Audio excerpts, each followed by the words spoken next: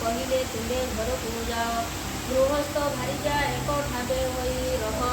ଏହା କହି ପୁତ୍ରମାନଙ୍କୁ ଅଳଙ୍କାର କାଟ ପତ୍ନୀ ଦେଇ ସମର୍ପଣ କରିଦେଲେ।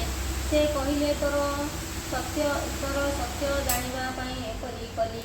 ତୁ ପୋଲରୀ ଅମାବାସ୍ୟା ଦିନ ବଜ୍ରମହାକାଳୀ ପୂଜା କରୁଥିବୁ। ସେହି ଦିନଠାରୁ ସାଧବଙ୍କ ଘରଠାରେ ଓଷା ବିଖ୍ୟାତ ହେଲା। ସାଧବ ଘରର ନାତି ନାତୁଣୀମାନେ ବଡ଼ ହେଲେ, ଇନ୍ଦ୍ର ସମ୍ପତ୍ତି ଭୋଗ କଲେ। ସେହି ଦିନଠାରୁ ବଜ୍ରମହାକାଳୀ ପୋଲରୀ ଓଷା ବିଖ୍ୟାତ ହେଲା। ଏହି ଓଷା ଅପୁତ୍ରିକ ନାରୀ ପୁତ୍ର ପ୍ରାପ୍ତ ହେବ, ନିର୍ଧନକୁ ଧନ ପ୍ରାପ୍ତ ହେବ। ଯେ ଯାହା ମନାସିବ ବିଧିମତେ ଓଷା କଲେ ତାହାଙ୍କୁ ବଜ୍ରମହାକାଳୀ ଦୟା କରି ସକଳ ପ୍ରାପ୍ତ କରନ୍ତି। ଇତି ଶ୍ରୀ ମହାକାଳୀ ପୋଲରୀ ଓଷା କଥା ସମ୍ପୂର୍ଣ୍ଣ।